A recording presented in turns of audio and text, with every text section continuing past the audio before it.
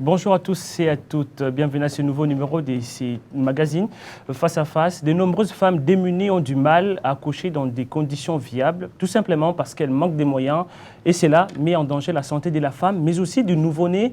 Quel impact la gratuité d'accouchement peut apporter à toutes ces femmes? On en parle aujourd'hui avec Madame Grace Oumek Mbongi, qui est l'initiatrice de la fondation Grace Monde, qui milite justement pour cette cause, c'est-à-dire la gratuité de la maternité. Madame Grace Monde, bonjour et bienvenue. Bonjour. Aujourd'hui, on dit même, il y a une certaine opinion qui pense que demander de l'argent aux femmes avant d'accoucher est un crime. C'est même contre le droit de l'homme. On ne pouvait pas exiger de l'argent avant de toucher un patient ou un malade. Ça n'existe pas. C'est vraiment inhumain. C'est à condamner même. C'est quelque chose de criminel. Quelque chose de criminel, c'est pourquoi vous militez pour rendre cela gratuit, rendre l'accouchement gratuit. Oui, donc c'est pas vraiment pour cela qu'on veut le rendre gratuit. C'est parce qu'en fait, dans notre pays, il y a un drame qui est autour de l'accouchement de la mère. Alors, toutes les minutes, une femme décède en accouchant parce qu'en fait, on manque de structure. On manque de maternité, on manque de médecins, de sages-femmes, qui sont très mal payés, qui sont quasiment pas payés. Alors, il faudra que l'État prenne les choses en main pour que tout ça soit régularisé. C'est ça notre travail. Et c'est vrai que la communication et la gratuité de la maternité, mais c'est plus prise en charge de la maternité en soi qu'on doit mettre en avant, mais c'est une forme de gratuité. Donc quand vous dites prise en charge de la maternité qui doit être mise en avant, c'est-à-dire non seulement prendre en charge la femme et les nouveau-nés, mais aussi les corps soignants. C'est prendre la femme, pas seulement à l'accouchement, c'est le CPN d'abord. Donc dès qu'on la consultation femme, prénatale. Voilà, consultation prénatale. Dès que la femme, on constate qu'elle est enceinte, on doit directement la prendre en charge jusqu'à l'accouchement. Parce que dans tout ça, l'enfant est très en danger jusqu'à la naissance. Et après ça, il y a une période encore jusqu'à ses 2 ans qui doit être suivie par la maternité via la pédiatrie. Donc c'est tout un travail. Donc les 1000 jours d'un enfant est très important. Donc c'est pour cela que nous voulons que ça soit structuré pour que tout Congolais qui va naître dans ce programme-là soit vraiment qui bénéficient de ce programme. Et pour avoir ce programme bien assis, il faut que l'État prenne les choses en main, parce que le pays est grand. Nous ne pouvons pas le faire d'une manière assez, comment on dit ça, cibler en fait des zones pour faire bénéficier ce programme. On voudrait vraiment, la Fondation souhaite que ce soit tous les Congolais qui bénéficient de ce programme, parce que tout Congolais est vraiment, comment on dit ça, en danger par rapport à ce drame. Si le gouvernement doit prendre ça en charge, donc cela doit nécessiter que la femme soit prise en charge avant même l'accouchement, pendant l'accouchement, après l'accouchement, jusqu'à ce que l'enfant aura ses 1000 jours. Oui, exactement. C'est la meilleure façon de sauver un être humain. C'est la meilleure façon efficace de sauver un être humain pour que demain aussi, quand il va intégrer l'école primaire ou maternelle, il soit doté des capacités mentales, intellectuelles qu'il faut. Mais qu'est-ce qui vous a poussé, à l'heure où on parle de la gratuité de l'école primaire, du coup la gratuité aussi de la maternité, c'est quoi les liens en fait? Pourquoi parler de ça maintenant? Pourquoi parler de l'accouchement gratuit maintenant? Nous, on a commencé à parler de ça en 2017. Ok. On est à 3 ans de... Bien avant même la gratuité de l'école primaire. Oui, bien sûr. En 2017 qu'on a commencé à parler, la première fois, j'ai commencé en fait en 2017, c'est en 2018 qu'on a commencé la première marche, puis la deuxième et tout, et puis voilà. Non, ça fait 3 ans qu'on tourne, hein. Ça fait 3 ans qu'on demande, on essaye de voir comment on va le faire. C'est quelque chose qui a commencé à 3 ans, donc si ça tombe aussi au moment où la gratuité de l'enseignement est établie, bon. 3 ans après, vous en êtes où justement? Bon, on va déposer la loi à l'Assemblée d'ici là. Le projet de loi est déjà fini. Donc, normalement, au mois de mars, nous allons symboliquement le déposer. Et nous allons voir qu'est-ce que les parlementaires vont décider. Donc, vous aviez lancé d'abord la campagne des pétitions, avoir des signatures. Et par après, vous avez déjà une proposition de loi qui sera déposée au mois de mars. Oui, bien sûr. On l'a lancé parce qu'en fait, il y avait vraiment beaucoup de gens qui voulaient étouffer ça dans l'œuf. Dans le sens que non, le Congo n'a pas besoin de la gratuité, les Congolais ne vont pas accepter la gratuité et les Congolais préfèrent la gratuité de l'enseignement. Alors, c'était un défi énorme de la Fondation, donc ça nous a donné un grand travail. Mais moi, je remercie quand même toutes ces personnes, parce qu'aujourd'hui, on est à 52 villes de la République par rapport à la signature de la pétition. Parce que tout le monde appelait pour signer la pétition. On a récolté, normalement, la loi nous exige 100 000, on a récolté 200 000. Pour vous dire, même là, j'ai demandé qu'on arrête même de signer, parce qu'on n'en a plus besoin. Parce qu'il y a des gens qui continuent à signer jusqu'à présent. Ils veulent bien, les gens veulent continuer à signer la pétition, donc ça veut dire que ce que les gens disaient, que les gens ne vont pas accepter le programme de la gratuité de la maternité, eh bien, en tout cas, le peuple s'est exprimé, mais largement. Et donc, voilà, et c'était important pour justement proposer cette... Mais qu'en est-il du comportement des députés, eux qui sont censés faire appliquer, faire même voter cette proposition de loi? Bon, il y a quelques années, ils étaient un peu sceptiques, parce que justement, bon, ils ont leur raison. Je ne justifie pas ça, parce qu'en fait, quand tu es député, comment on dit ça, tes intérêts, c'est pour le peuple, ce n'est pas pour certaines personnes. Mais bon, ils sont ce qu'ils sont, on ne va pas leur reprocher ce qu'ils sont, mais aujourd'hui, quand même, les députés sont beaucoup plus larges. Hein, on discute beaucoup plus relax, ils comprennent quand même que la vie commence par la mère, à la naissance. Donc même eux, députés qui sont, si leur mère n'avait pas pris soin d'eux à leur naissance, ni au début de la grossesse de leur maman, en tout cas, ils ne seront pas députés. Donc la seule façon de dire merci à leur mère, c'est vraiment de voter cette loi pour que demain les femmes congolaises accouchent dans la dignité possible. C'est ce qu'on leur demande. On ne leur demande pas trop. On leur demande seulement le minimum possible que la femme accouche en dignité. Mais la femme va accoucher en dignité. Déjà, on taxe même certaines maternités des mouroirs, des lieux de torture. Et puis avec cette gratuité, n'est-ce pas, ça deviendra encore très très difficile pour ces femmes-là d'accoucher convenablement. Non, moi je le dis, les maternités en RDC, c'est des salles de torture. C'est vraiment des salles de torture. Même à la guerre mondiale, à la Deuxième Guerre mondiale, les salles de maternité ne ressemblaient pas à ça. Même les salles de torture ne ressemblaient pas à nos... Vraiment parce que je voudrais vous donner quand même certaines images, vous serez horrifiés. Les femmes congolaises accouchent dans des conditions inhumaines. Avec cette gratuité, n'est-ce pas, ça viendra encore envenimer cette situation? En tout cas, je ne pense pas qu'est-ce que ça peut envenimer, parce que c'est vraiment catastrophique. Alors, ce que moi je demande, c'est que là où il y a ce genre de maternité catastrophique, qu'il y ait des subventions, que ces maternités reçoivent des matériels qu'il faut, et certaines formations pour former au moins ce corps médical, pour prendre bien en charge ces femmes. Parce que de toute façon, les femmes vont continuer à accoucher. Ce n'est pas parce qu'il y a gratuité ou pas gratuité, les femmes vont continuer à accoucher. Ça ne changera rien.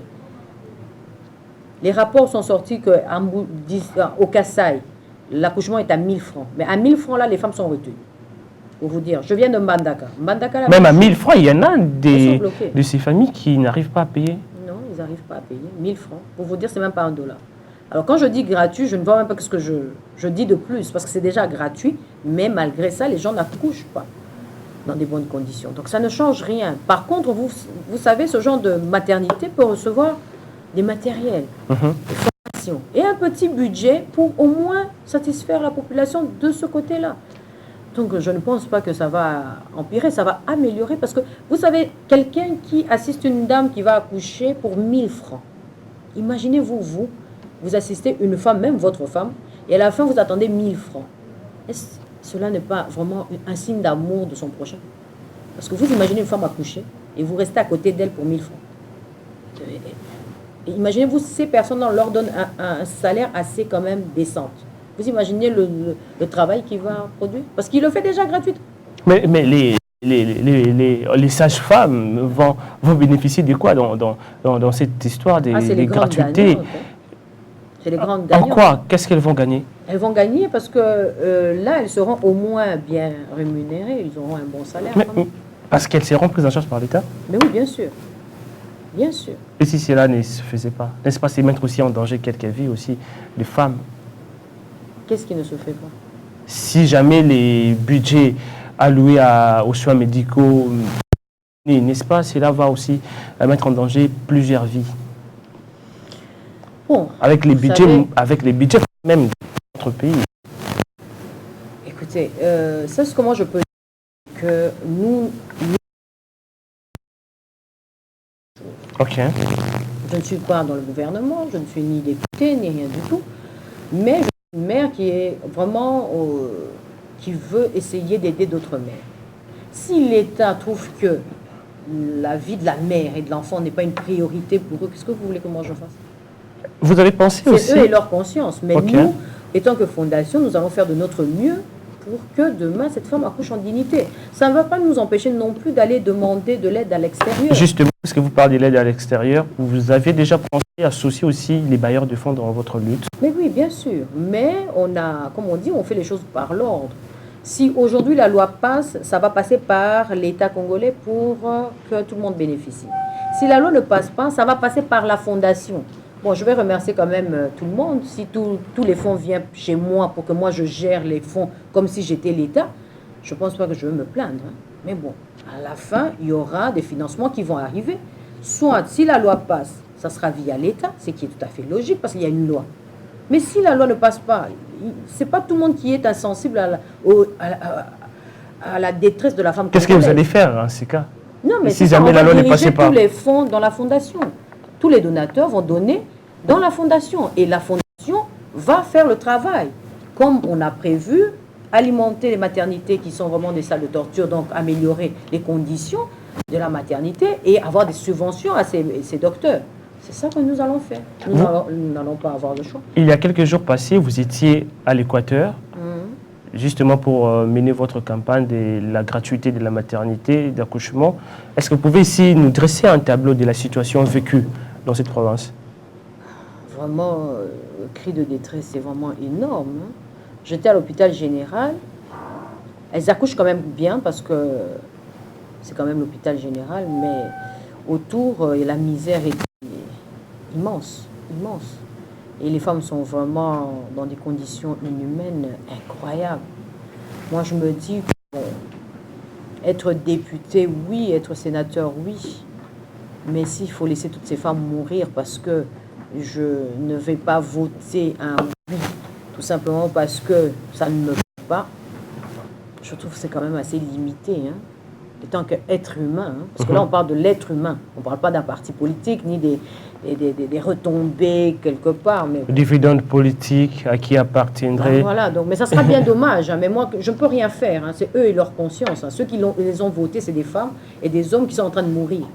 Donc c'est ces mêmes personnes-là que s'ils font un geste d'amour envers eux, moi je ne vois pas ce qu'il y a de grave. Mais bon, c'est à eux de décider de leur destin. Hein.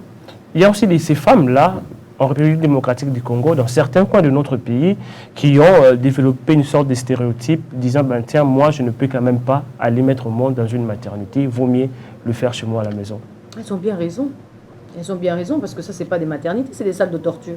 C'est même mieux d'accoucher chez soi à la maison en RDC. Tu vas mieux accoucher sur ton lit. Et tu seras bien prise en charge avec toi et ton bébé. Elles ont bien raison, parce que là, au moins, tu n'as pas des microbes des autres mamans. Mais les maternités en place ici, il y a des microbes de tout le monde. Parce que toutes les femmes ne sont pas saines. Okay. Celles qui sont atteintes. Alors, tu te mélanges avec une autre femme qui vient à peine d'accoucher, que son sang est encore frais là. Je pense que tu n'as pas une grande chance de ressortir en bonne santé. N'est-ce pas la gratuité des l'accouchement va comme ça mettre en danger les plannings familiales, parce que là les femmes vont se dire ben tiens, je ne paierai même pas un franc, donc je peux mettre au monde quand je veux, comme je veux. Bon, vous savez, la douleur de l'enfantement est loin de la gratuité. Hein. Donc je vous comprends par rapport à votre question, mais une femme ne va pas poser cette question parce que nous savons la douleur de l'enfantement, de l'accouchement.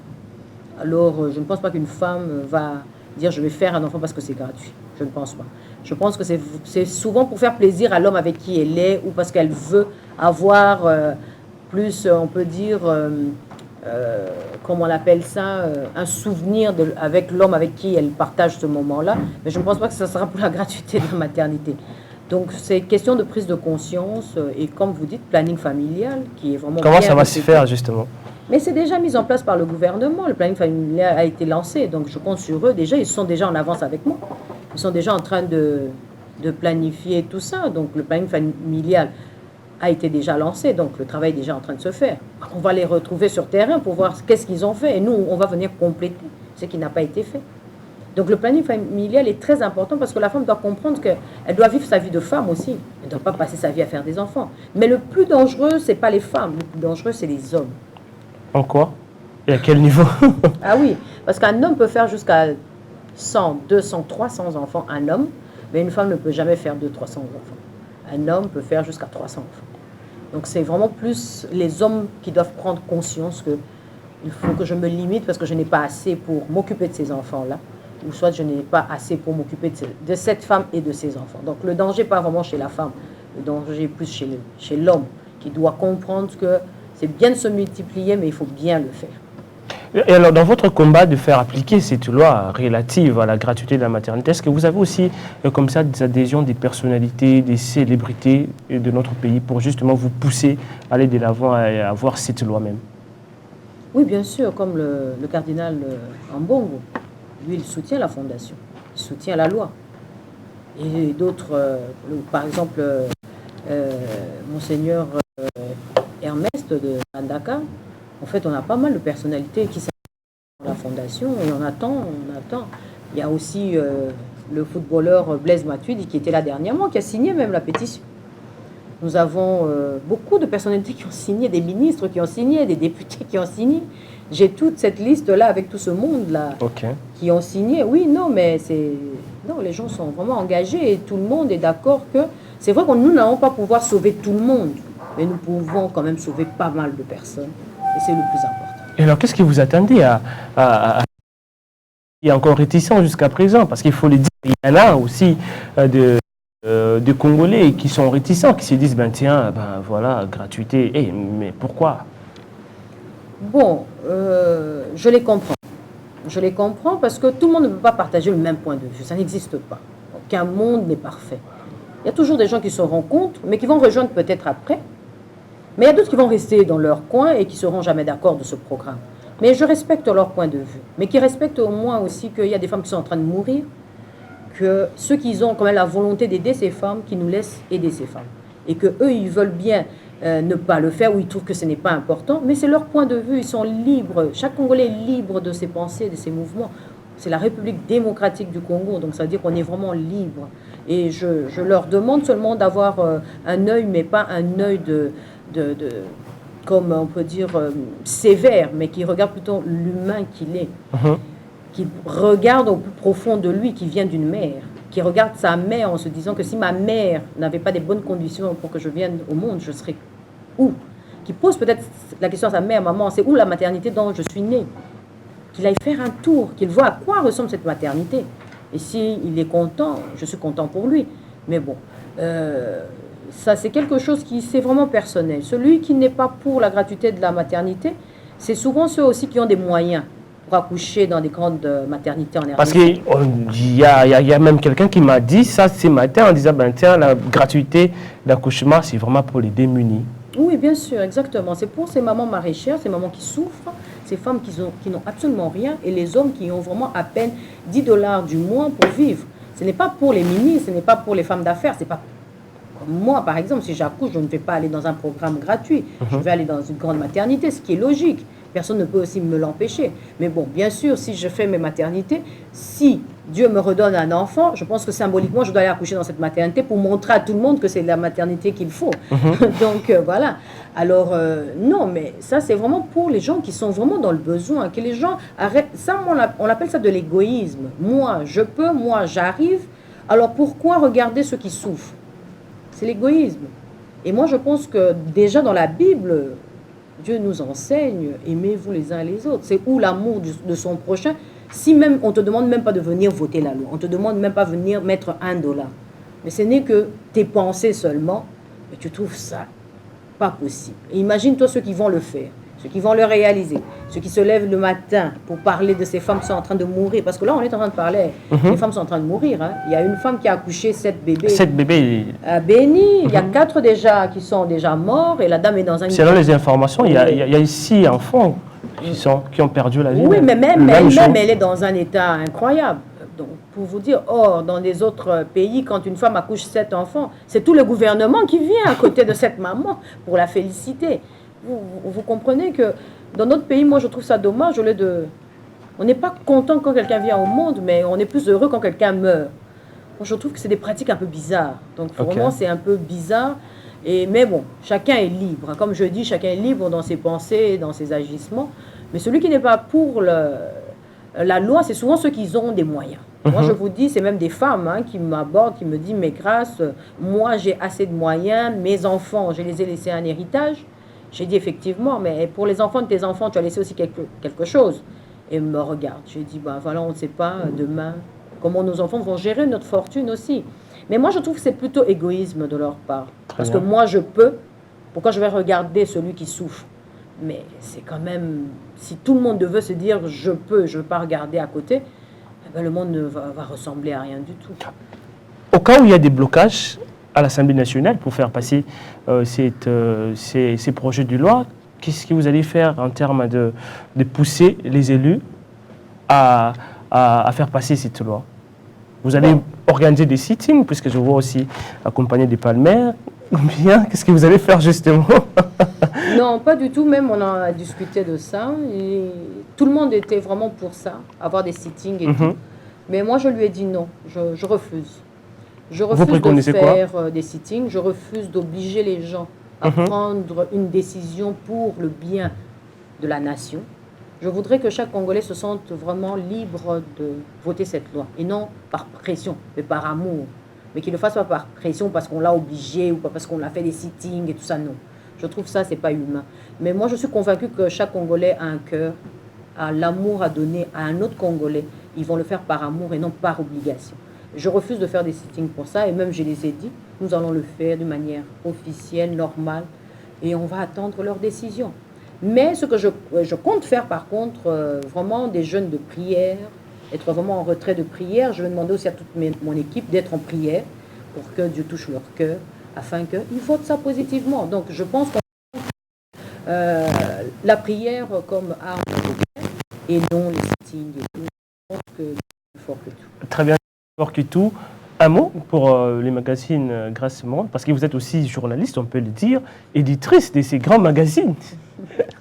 Bon, le magazine est là, souffre beaucoup de la fondation parce que bon, je ne peux pas me partager. Le magazine est en train de souffrir de mon absence. Mais bon, je vais essayer de reprendre les choses en main pour que mon magazine, j'ai vraiment oublié mon magazine, j'ai oublié mes affaires personnelles pour me battre pour ces mamans, pour toutes les mamans. Mais je pense que Dieu va me donner assez de temps et de force pour essayer de faire les deux. Mais vraiment, le magazine est en train de souffrir de la fondation. Très bien. Et alors, pour vous avoir, les gens qui nous suivent, qu'est-ce qu'ils peuvent faire? Les gens qui veulent aussi soutenir votre initiative de rendre l'accouchement gratuit. Bon, ce qu'on peut faire, ce que je demandais à tout le monde depuis ce matin, c'est d'appeler tout le monde à voter un député, un sénateur et tout. Tout le monde a quelqu'un quelque part, en geste de solidarité, et dire que non, bon, le jour que vous voyez quand même la loi devant vous, mettez quand même un oui et non un non. Merci donc, beaucoup. C'est tout ce qu'on peut faire. Hein. Merci beaucoup à vous, Madame Grace Mbongi, d'être là sur notre plateau et surtout de parler de cette question épineuse, question aussi salutaire pour toutes les mamans qui sont présentement à l'intérieur de notre pays, qui ont du mal à accoucher dans des conditions viables. Espérons que les députés vont faire passer cette loi. À vous, bonne chance. Merci. Bonne chance à tout le monde. Bon, à toutes les mamans, disons. Même les papas. Bon, merci beaucoup, Madame Grace Mbongi. Merci à vous, à mes téléspectateurs, pour votre marque de fidélité. Ce n'est fini pour ces numéros. Le prochain rendez-vous, c'est prochainement. Merci. Merci. Aïe, aïe, aïe, aïe.